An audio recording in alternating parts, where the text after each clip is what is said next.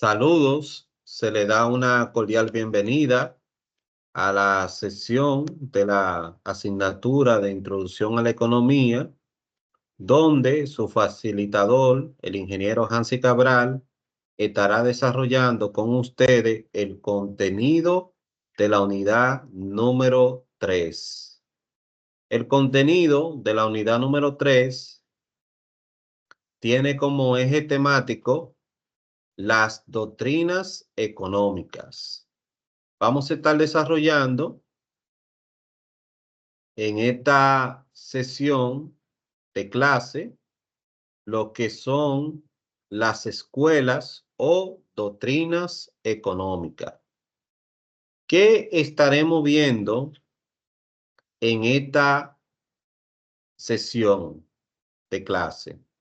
Estaremos conociendo las diferentes escuelas que fueron surgiendo a través de la historia según el mundo fue evolucionando, como también algunas partes de los diferentes pensamientos que tuvieron cada doctrina. Entonces, dentro del contenido, vamos a estar desarrollando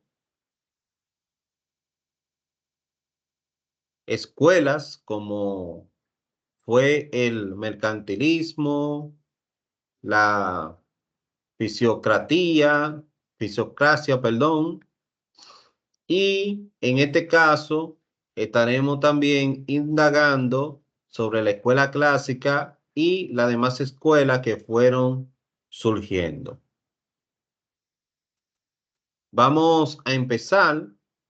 Entonces, es importante que usted conozca lo que es una doctrina económica. Vamos a empezar por lo que es conceptos y definiciones. Una doctrina económica es un conjunto de pensamiento y teorías económicas que a través de un grupo de economistas que defienden unos intereses similares se toman como referencia y se enmarcan dentro de una escuela económica. Por eso hace unos breves segundos le comenté que las escuelas económicas tienen pensadores de una idea que todos la defienden en común y de ahí se origina una escuela económica. En otra palabra, la doctrina económica es un conjunto de teorías que, impulsada por una serie de economistas de una misma escuela de pensamiento económico e intereses similares, se consideran como verdaderas. Aquí es importante recalcar que para lo que una escuela se considera una teoría verdadera, para otra puede ser un simple enunciado, y en este caso, ni siquiera real.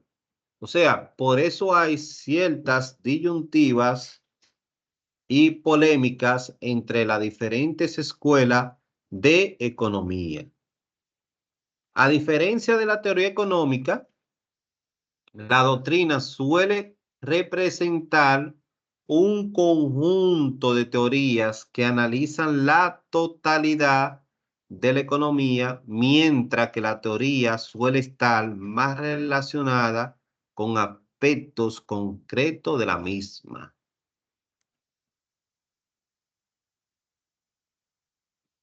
Dentro de las principales doctrinas económicas, podemos analizar este pequeño mapa conceptual donde nos ilustra que los registros muestran que la escuela de los mercantilistas fue una de las pioneras, seguida por los fisiócratas en Francia. Luego, con los clásicos. Hay que reconocer que cada escuela de estas tenía su propio pensamiento, sus características, que más adelante iremos analizando cada característica de ella. Entonces tenemos a los clásicos, llamados también capitalistas, con el padre de la economía, Adam Smith. Luego tenemos la escuela austriaca con Kant Menger, los famosos de la escuela austriaca que defendían la teoría de la subjetividad. También tenemos los keynesianos, el marxismo, que criticó fuertemente a lo clásico, ya que, como hemos visto en clases anteriores, estaban opuestos a ciertas teorías de lo clásico y en contra de lo que es la plusvalía. También tenemos la escuela de los neoclásicos de marcha, una escuela bastante interesante porque fueron pioneros en incluir las matemáticas a la e- economía. Recuerden que cuando hablamos de economía se trabajaba siempre en un ámbito totalmente social. Ya los neoclásicos comienzan el uso de lo que son cálculos de demanda, del mercado, y comienzan a colocar lo que son las estadísticas. También tenemos por último la escuela de Chicago de Milton Friedman, con un concepto bien interesante que estaremos analizando más adelante.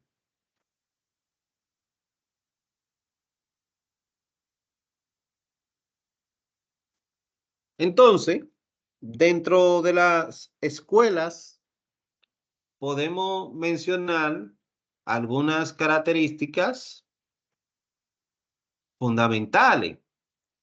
Por ejemplo, la escuela mercantilista era una escuela que defendía la fuerte intervención del Estado, de la economía.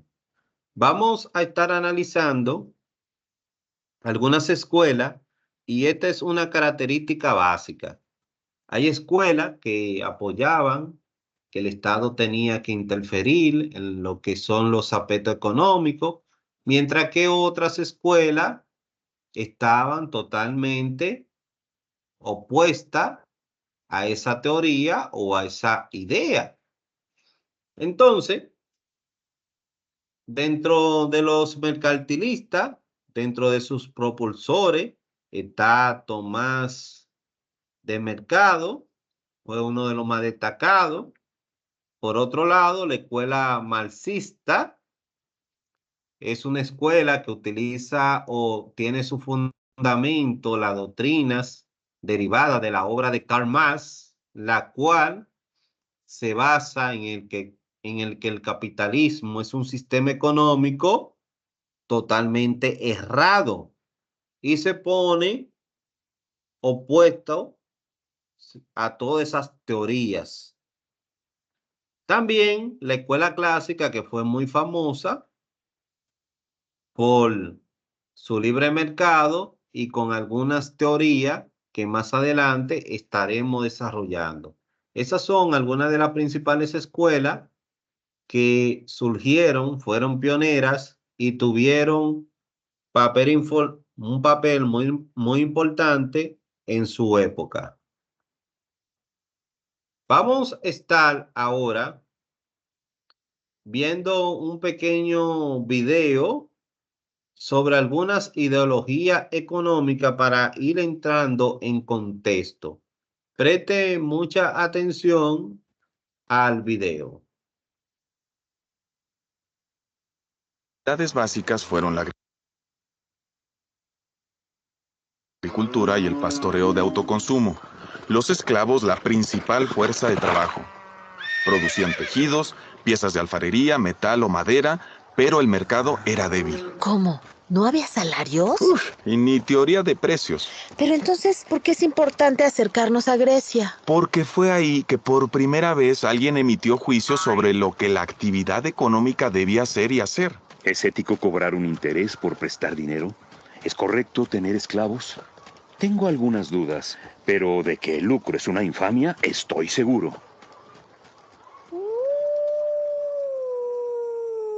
Oye, ¿los romanos se ocuparon de los asuntos económicos? La gran aportación fue el derecho romano, que, entre otras cuestiones, dio identidad formal a la propiedad privada. La propiedad privada es el poder jurídico que tiene un individuo sobre una cosa. Exacto, poder jurídico que más tarde fue base para desarrollar el capitalismo.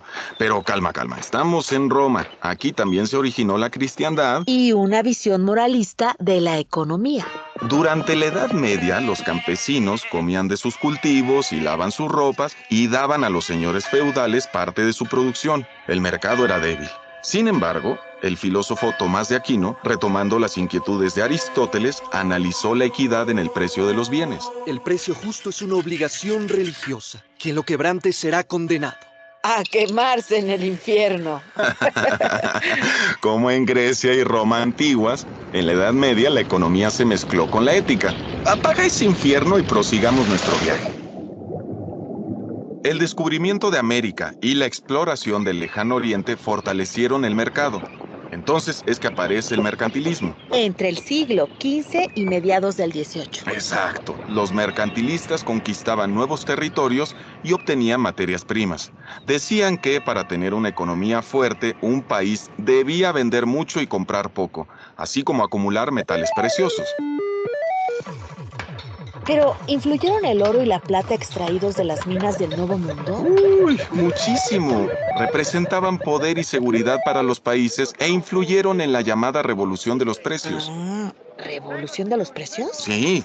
Ante la gran cantidad de oro y plata que había, los precios de los bienes, se elevaron. Pero, ¿y la producción? La producción estaba destinada a la exportación, por lo tanto los salarios eran muy bajos. Los trabajadores deben ganar lo necesario para subsistir, ser menos ociosos y más productivos.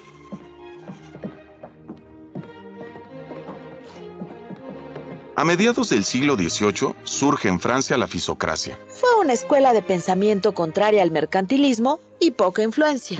Pero importante, pues los fisiócratas dieron a la economía un enfoque político y plantearon el liberalismo económico contra la regulación del Estado. Ellos creían que la agricultura era la única fuente productiva de la economía por su capacidad natural de generar excedentes.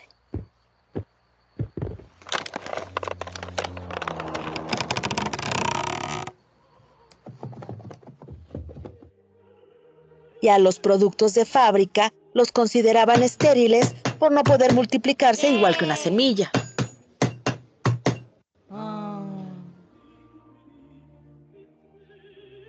Ahora bien, en el llamado siglo de las luces, ocurrieron importantes acontecimientos que dan un nuevo enfoque a la discusión económica.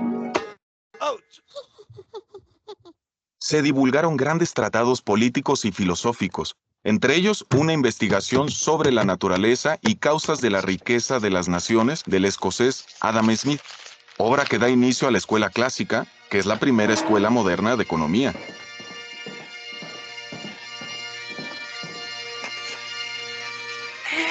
Ahí se habla de la mano invisible. Sí, pensaban que el mercado se regulaba bajo la guía de una mano invisible. Cada persona, al perseguir su beneficio, favorecía el de toda la comunidad. Podemos pensar que el carnicero, el panadero o el que hace cerveza entregan sus valiosos productos con el único interés de ganar dinero. Pero al hacerlo también atienden los intereses de todos los demás. Claro, las cosas llegan al consumidor porque alguien espera ganar dinero con ello, pero finalmente todos obtienen un beneficio. La escuela clásica consideraba a la división del trabajo como una forma eficaz de aumentar la producción. ¿Cuánto tiempo dominó el pensamiento de la escuela clásica? Algunas ideas de la escuela clásica se estancaron al finalizar el siglo XIX y desaparecieron, y otras continúan vigentes. ¿El marxismo fue una respuesta a la escuela clásica?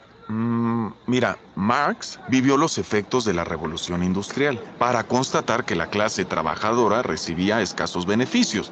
Marx aseguraba que la escuela clásica no tenía sustento histórico al afirmar que las mercancías, el dinero y el comercio eran cuestiones naturales y no consecuencias de la historia. La sociedad capitalista está conformada por dos clases sociales, capitalistas y obreros, cuyos intereses son irreconciliables. En su obra, El Capital, Marx analizó las bases económicas de la sociedad moderna, el modo de producción capitalista, la formación y lucha de clases, así como las leyes que rigen el desarrollo histórico de la economía. Oye, pero Marx coincidía con los clásicos al decir que el trabajo es la única fuente generadora de valor. Sí, pero también aseguraba que el capitalista se queda con una parte del valor generado por el obrero. La plusvalía. Exactamente. Además, Marx decía que el capitalista, buscando aumentar la producción, reinvertía parte de esa riqueza en tecnología, desplazando a los obreros y formando lo que se conoce como ejército industrial de reserva, mismo que reducía los salarios y generaba más miseria. Ajá, también disminuía el consumo y aumentaba las mercancías en circulación.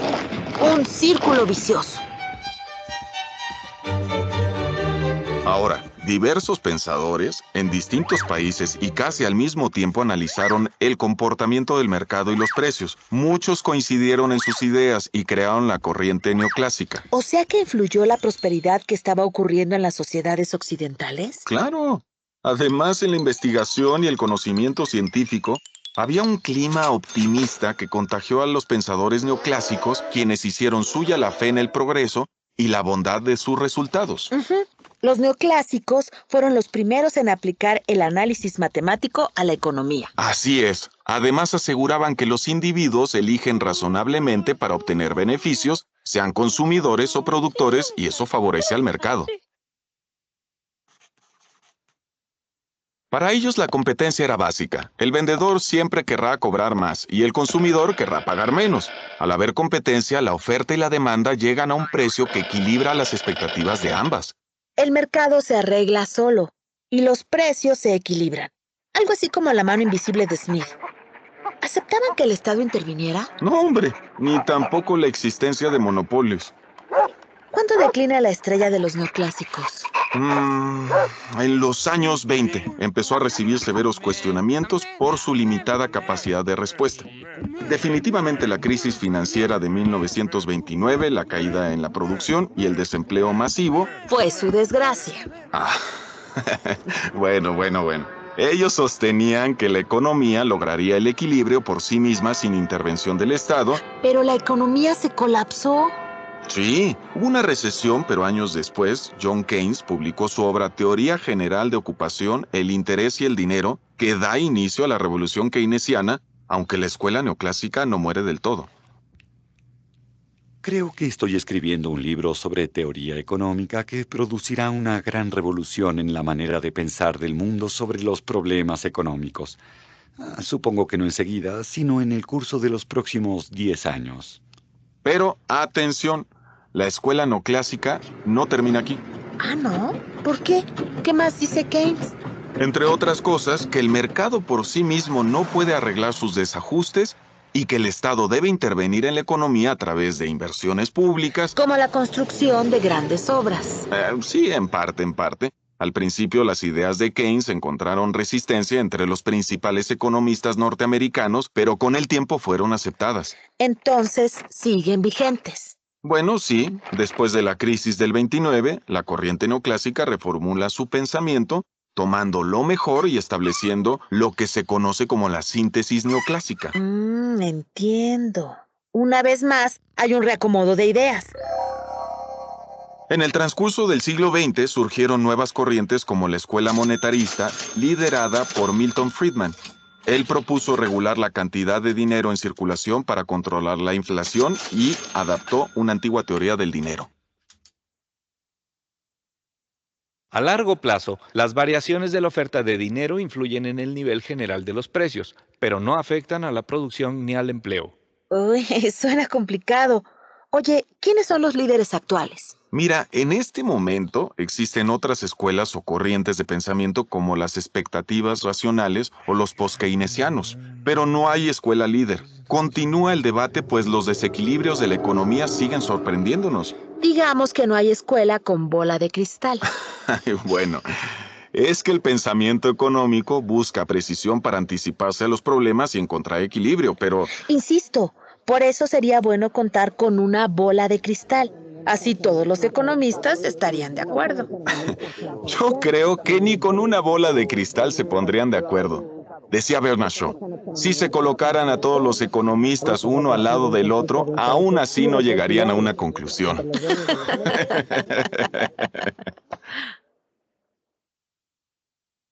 Muy bien. Luego de haber visto este video un poco jocoso, repasando lo que es la evolución de la doctrina económica, las diferentes escuelas que fueron surgiendo según el mundo fue evolucionando. Teorías, pensamientos que en su momento dieron respuesta. Sin embargo, fueron cambiando debido a las situaciones que el mundo fue enfrentando.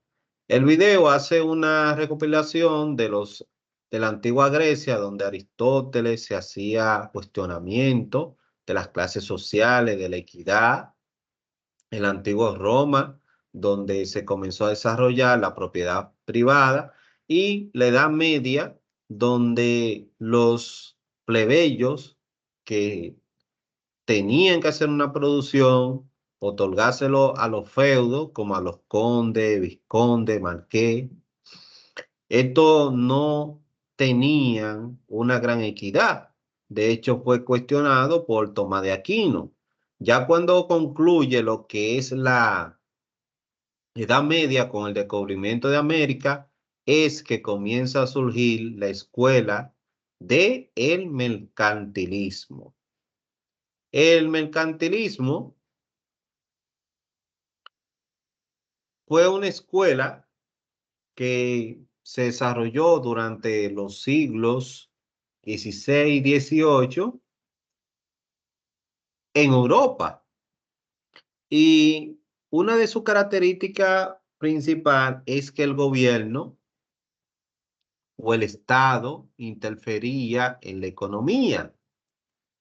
Esta escuela tuvo unas doctrinas o pensamientos económicos muy interesantes, ya que dentro de su política aseguraba que se debía acumular materiales, metales preciosos, que los países debían exportar más y no importar tanto, y protegían a sus empresas locales subiendo los aranceles.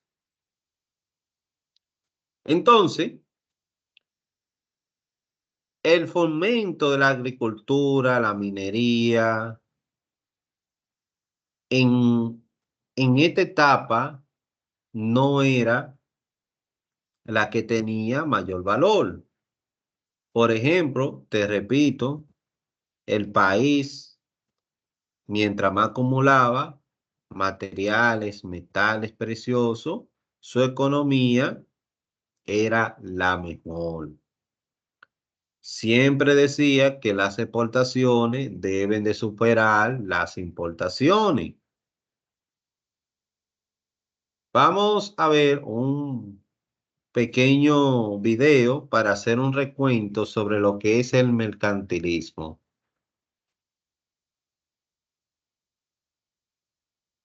Hola, ¿cómo estás? Hoy te voy a explicar qué es el mercantilismo, su origen histórico, sus características y sus representantes más importantes. El mercantilismo es una teoría de economía política que fomenta lo nacional para poder crear una sociedad rica y poderosa. El gobierno busca regular su economía y comercio para promover así la industria nacional, a expensas de otros países. Está asociado con políticas que restringen las importaciones y aumentan las existencias de oro. Contrasta con la teoría del libre comercio, que sostiene que la mejor forma de mejorar el bienestar económico de los países es mediante la reducción de aranceles y el libre comercio. El pensamiento mercantilista apoya que los países busquen lograr excedentes comerciales para generar el ingreso de oro o metales preciosos. El bienestar económico de un país se puede medir por la cantidad de metales preciosos que posea. El mercantilismo europeo original del siglo XVI se considera actualmente una teoría económica en desuso, reemplazada por la economía de mercado y las leyes de la oferta y la demanda. El mercantilismo de hoy consiste básicamente en políticas económicas que restringen la importación de productos extranjeros. Origen y contexto histórico. Los orígenes del mercantilismo están relacionados con la escuela de pensamiento del lingote, que se enfocaba directamente en las transacciones de metales preciosos. Estas dos escuelas de pensamiento tuvieron una superposición temporal, aunque finalmente prevaleció el mercantilismo. El sistema mercantilista estimuló que los países se desarrollaran a partir de los restos del feudalismo. En los frentes económico y militar competían Inglaterra, Francia, Holanda y España, creando fuerzas laborales y armadas calificadas. Con la llegada del capitalismo y de la industrialización se asentaron las bases para el mercantilismo. Se reforzó la necesidad de una nación autónoma que protegiera sus derechos comerciales. Los comerciantes apoyaban al gobierno nacional para que los ayudara a vencer a los competidores extranjeros. El mercantilismo influyó totalmente en las ideas e implantación de políticas económicas europeas, desde el siglo XVI hasta el siglo XVIII. La noción de mercantilismo como idea formal fue identificada por Adam Smith en 1776 en su libro La riqueza de las naciones. Actividades coloniales. El mercantilismo se involucró en las diferentes actividades coloniales europeas, como la Compañía Británica de las Indias Orientales, teniendo un gran impacto dentro del contexto de Europa Occidental, así como en sus sistemas coloniales. Para que este modelo económico fuera exitoso, era esencial maximizar el valor extraído de las colonias, manteniendo una balanza comercial favorable para las potencias europeas. Por ello, los países europeos esclavizaban a personas en África para llevarlas a trabajar en sus colonias. El trabajo de las personas esclavizadas se utilizaba en una variedad de roles laborales, como recoger algodón o cosechar azúcar, que luego se enviaba de regreso a Europa convertidos en productos de consumo. Las colonias proporcionaban las materias primas necesarias para producir bienes manufacturados y brindaban un mercado para estos productos manufacturados. Características del pensamiento mercantilista. Elevados aranceles y subsidios. Esta es una característica casi universal de la política mercantilista. Los aranceles eran bastante altos para los productos elaborados que se importaban. Los subsidios se daban en la forma de dinero para construir grandes infraestructuras. Proteccionismo y regulaciones. El mercantilismo se basa en la intervención del gobierno para regular el comercio internacional y así proteger las industrias nacionales. Las políticas mercantilistas implican la protección de las empresas locales a través de regulaciones. En el contexto del comercio internacional, se logra una balanza comercial favorable a través de regulaciones gubernamentales, como aranceles y restricciones a las importaciones. El mercantilismo sentó las bases para el nacionalismo y el proteccionismo tal como es hoy. En todos los países capitalistas, la Gran Recesión de 1930 exacerbó la tendencia hacia el mercantilismo. Apoyo a industrias nacionales. La autosuficiencia económica es vital, exigiendo esto aumentar la producción nacional. Las industrias nacionales se apoyan mediante el establecimiento de monopolios y asignando capital para estimular su crecimiento. Esta forma de proteccionismo económico estaba destinada a fomentar la autosuficiencia, oponiéndose directamente a la economía de libre mercado comercial. Producción agrícola. Se deben producir suficientes alimentos para sustentar a la población nacional. Los productos agrícolas se pueden importar, pero mediante el intercambio con la exportación de productos manufacturados. Intervención del gobierno. El mercantilismo se presta mucho para que el gobierno se involucre con fuerza en la dirección de la actividad económica. En lugar de intervenir con una presencia militar, lo hace con una presencia política para proteger el desarrollo económico. Acumulación de reservas monetarias. Se caracteriza porque los países implantan políticas económicas que buscan acumular reservas monetarias mediante una balanza comercial positiva, exportando especialmente productos manufacturados. Representantes del mercantilismo. Thomas Mann. Su asociación con la Compañía de las Indias Orientales fue gran motivador de sus escritos. Destacó los elementos no tangibles en la balanza de pagos, como el comercio de servicios y los ingresos y transferencias netas. Analizó las políticas comerciales, como la exención de impuestos de exportación a los productos manufacturados. Desarrolló un modelo de tipos de cambio determinados por el mercado.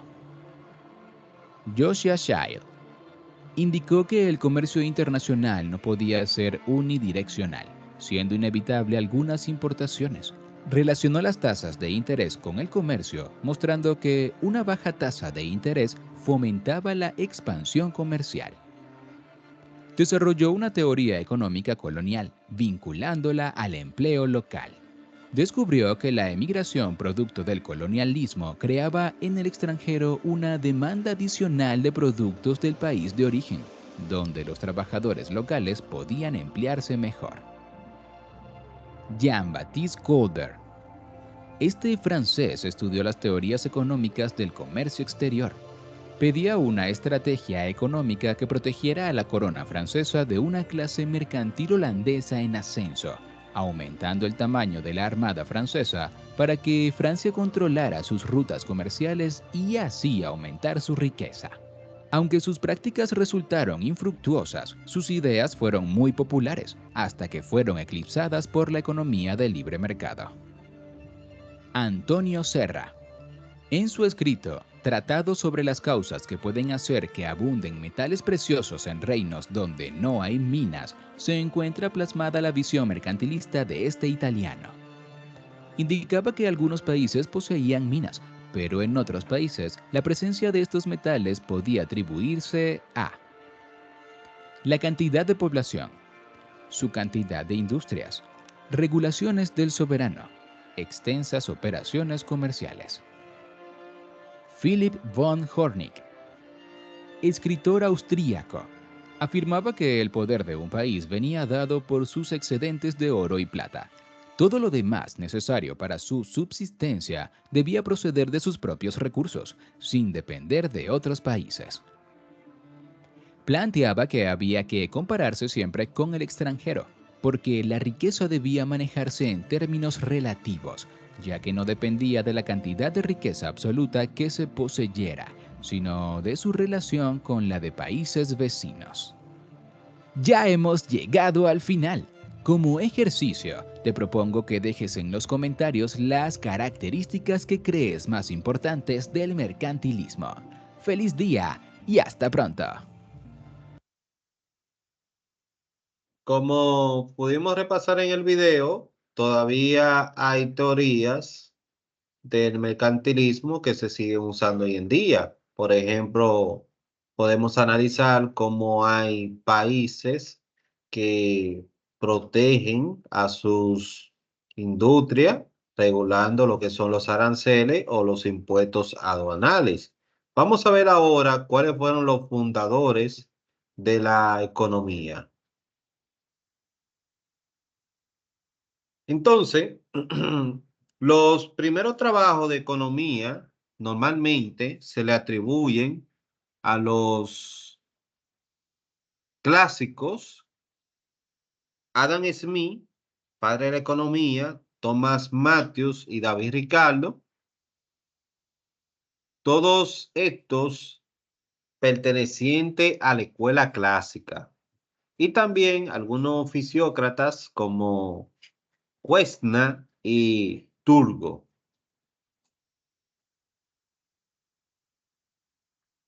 Adam Smith es considerado el padre de la escuela clásica. Fue un filósofo y economía escocés que instauró la base de un modelo económico. Una de sus obras y teoría más reconocida se llama la mano invisible, la cual se refiere al que el mercado se regula solo sin la intervención del Estado o gobierno. La escuela clásica normalmente tenía ese criterio que el gobierno no debía interferir en la economía.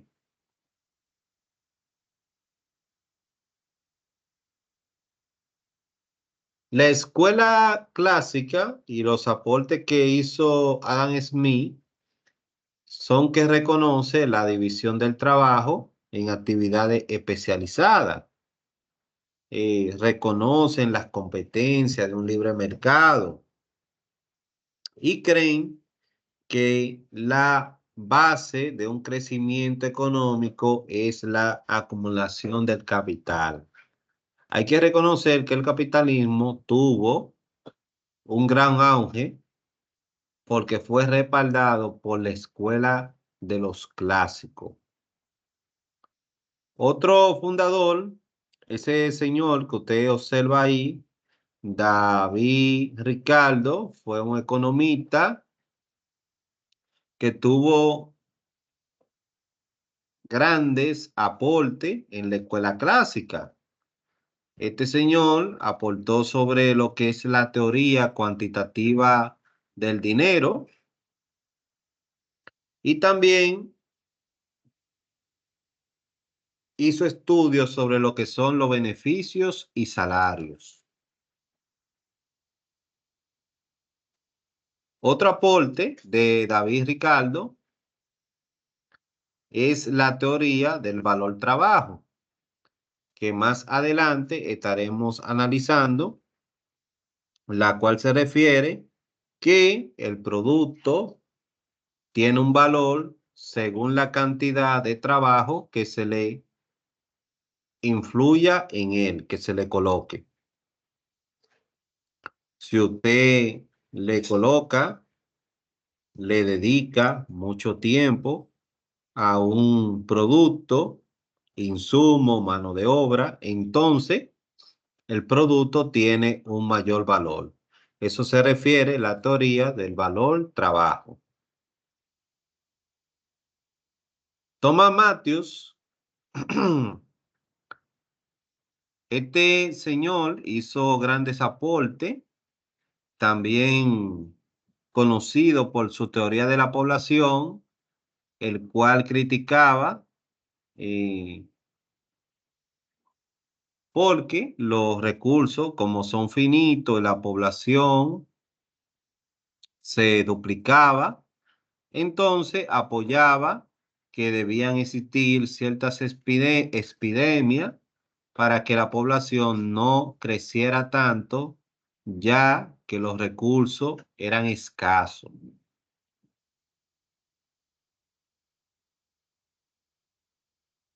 Vamos ahora a proceder a analizar quiénes fueron los fisiócratas y a qué se dedicaba esta escuela de pensador económico. Lo primero es que surgió a mediados del siglo XVIII en Francia y tenían pensamiento totalmente opuesto a lo mercantilista. Los mercantilistas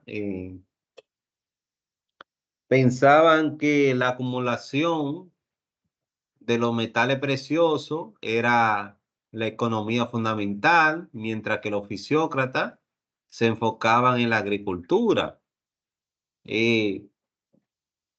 No apoyaban la intervención del Estado como lo hacían el mercantilismo y tenían diferentes clases sociales.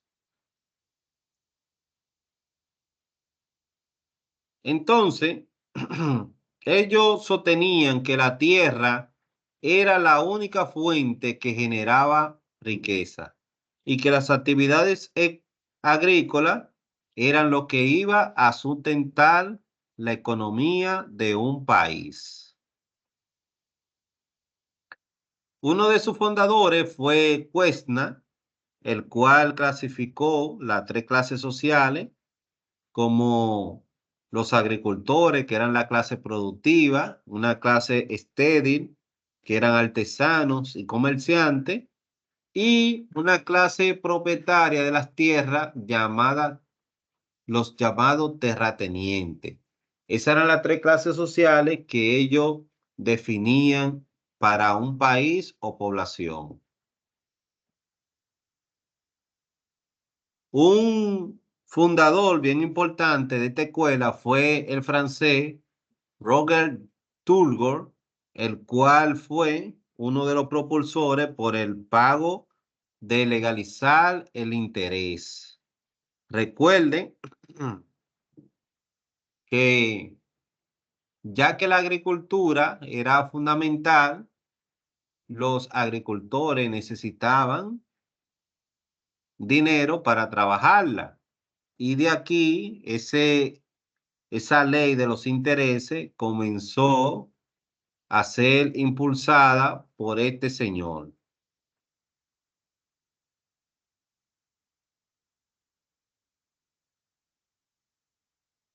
La fisiocracia o escuela fisiócrata fue una teoría económica desarrollada por economistas franceses de mediados del siglo XVIII que afirmaba que las reglas de la economía venían dadas por las leyes de la naturaleza y que la tierra era la única fuente de riqueza por la cual un país podía desarrollarse. Por ello, la escuela fisiócrata defendía un desarrollo de Francia por medio de la explotación de la agricultura. Esta escuela es conocida como la precursora de las ciencias económicas, ya que fueron los primeros en generar una teoría a partir de observar los fenómenos económicos, que hasta ahora solo se habían discutido de forma puramente filosófica. Origen de la escuela fisiócrata. La escuela fisiócrata se originó en Francia durante el siglo XVIII como respuesta a la teoría intervencionista del mercantilismo. Fue fundada por el físico francés François Quesnay, quien junto a sus seguidores, los llamados fisiócratas, afirmaba que la intervención de políticas mercantiles en la economía no había hecho más que dañar a las naciones. Por ello, se rebelaron contra estas, defendiendo que las leyes económicas debían de estar alineadas con las leyes humanas. Esta corriente de pensamiento derivó de la era de la Ilustración y sus características defendían el orden de la naturaleza, el laissez-faire, la propiedad privada, los rendimientos decrecientes y la inversión de capital, entre otros aspectos. Características de la fisiocracia. Una reacción contra el mercantilismo. La fisiocracia supuso una reacción contra el mercantilismo y sus principios. Los defensores de la fisiocracia pensaban que el mercantilismo y por tanto la intervención del Estado en la economía era perjudicial para el desarrollo de las naciones. Contra el comercio exterior y a favor de la libertad e industria. Mientras que los mercantilistas estaban a favor de aumentar las exportaciones y reducir las importaciones, los fisiócratas estaban en contra del comercio exterior. Por otra parte, los mercantilistas buscaban la regulación de la industria y el comercio, mientras que los fisiócratas apoyaban la libertad de industria y comercio, desarrollo de la agricultura y la tierra como riqueza. Los fisiócratas tenían como objetivo el desarrollo de la agricultura y veían la tierra como la única fuente de riqueza, trabajo productivo como fuente de riqueza. Para los fisiócratas, el trabajo productivo es la fuente de riqueza de una nación. Al contrario, el mercantilismo se centraba en la acumulación de oro y en la balanza comercial. Orden natural. Los fisiócratas creían que existía un orden natural que permitía a los humanos vivir juntos sin perder sus libertades. El término se originó en China, país que Quesnay conocía y en el que estaba enormemente interesado. Incluso llegó a escribir varios libros sobre la sociedad y la política china. Los chinos creían que solo podía haber un buen gobierno si existía una perfecta armonía entre el camino del hombre y el camino de la naturaleza. Por lo tanto, se aprecia claramente la gran influencia china que tuvo esta teoría económica. Individualismo y laissez-faire. La escuela fisiócrata, y en especial Turgot, creían que la motivación para que todas las partes integrantes de una economía funcionasen era el interés propio. Cada individuo decidía qué objetivos perseguía en la vida y qué trabajo le proveería de los mismos. Aunque hay gente que trabajaría por el beneficio de otros, trabajarán más duro si es por el beneficio propio. El término laissez-faire fue popularizado por Vincent de Gournay, quien dijo haberlo adoptado de los escritos de Quesnay sobre China, propiedad privada. Nada de los supuestos anteriores funcionaría si no hubiese una fuerte legalidad favorable a la propiedad privada. Los fisiócratas veían esto como una parte fundamental junto con el individualismo que defendían. Rendimientos decrecientes. Turgot fue el primero en reconocer que si un producto crece, primero lo hará con un ratio creciente y después a un ratio decreciente hasta que alcance su máximo. Esto significaba que las ganancias productivas con el fin de hacer crecer a las naciones tenían un límite y, por lo tanto, la riqueza no era infinita. Inversión de capitales. Quesnay y Turgot reconocieron que los agricultores necesitaban capital para poder comenzar el proceso productivo y los dos proponían utilizar parte de los beneficios de cada año para incrementar la productividad. Defectos de la fisiocracia. Considerar como única actividad productiva la agricultura. El comercio y la industria son también productivos e importantes para la economía. Ausencia de alguna referencia al valor. Apoyaban una completa libertad en la industria y el comercio, aunque esto no es aconsejable. Contribuciones de la fisiocracia a la economía. A pesar de sus defectos, los fisiócratas realizaron importantes contribuciones al pensamiento económico. Dar importancia al desarrollo económico y ver la agricultura como importante para la formación de capital. Fueron la primera escuela económica en analizar el capital y su formación. Aplicaron métodos científicos a la economía. Representantes de la fisiocracia. François Quesnay, 1694-1774. Quesnay fue un economista y físico francés, fundador de la escuela fisiócrata mediante su obra Revue économique, publicada en 1758. Este libro fue uno de los primeros intentos, si no el primero, de tratar de describir el funcionamiento de la economía de manera analítica.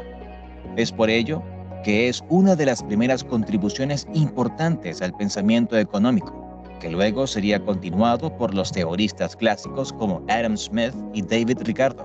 Anne-Robert Jacques Turgot, 1727-1781. Político y economista francés, Turgot es conocido como uno de los primeros defensores del liberalismo económico. Además, fue el primero en formular la ley de los rendimientos marginales decrecientes en la agricultura. Su obra más conocida fue Réflexions sur la formation et la distribution des richesses. Fue publicada en 1766 y en esta obra Turgot desarrollaba la teoría de Quesnay de que la tierra es la única fuente de riqueza. Turgot también dividía a la sociedad en tres clases: la clase agricultora o productora, la clase asalariada, subprimier, o artesana, y la clase dueña de las tierras, disponible. Además, desarrollaba una notable teoría de los intereses. Pierre Samuel Dupont de Nemours, 1739-1817.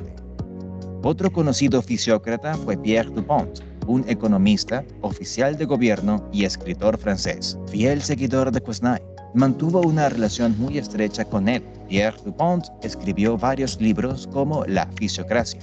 También publicó sus memorias en 1767 con el nombre Fisiocracia o Constitución Natural del Gobierno más ventajoso para el género humano. También mantuvo una relación cercana con Turgot, gracias a quien obtuvo importantes cargos de economista y fue uno de los redactores del Tratado de Versalles. Jacques-Claude Marie Vincent de Gournay, 1712-1759. Vincent de Gournay fue un economista e intendente de comercio francés, a quien se le atribuye la frase laissez-faire, laissez-passer, toda una declaración de intenciones de la escuela fisiócrata. Fue profesor de Turgot en materia económica y uno de los líderes de la fisiocracia junto con Quesnay. Pierre-Paul Mercier de la Rivière, 1720-1793. De la Rivière fue un administrador francés muy adherido a la ideología fisiócrata de Quesnay. Su obra más conocida es El orden natural y esencial de las sociedades políticas, 1767, considerada por muchos como una de las obras más completas sobre la fisiocracia. Supervisado por Quesnay, el tratado aborda los aspectos económicos y políticos de la escuela fisiócrata. Además, postula que el orden social se logra mediante la creación de tres poderes: la ley y el poder judicial, el poder de una institución como el gobierno y las instituciones públicas. Nicolas Badiou, 1730-1792.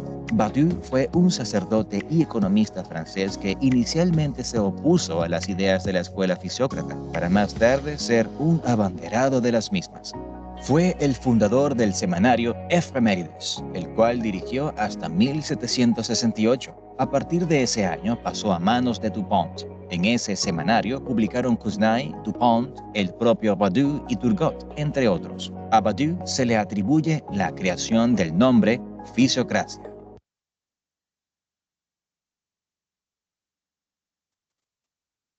Muy bien, ya para finalizar, vamos a estar indagando sobre la economía clásica brevemente. Sabemos que la economía clásica es una escuela de pensamiento económico que tiene varias ideas como lo que es el libre mercado, apoya el capitalismo, no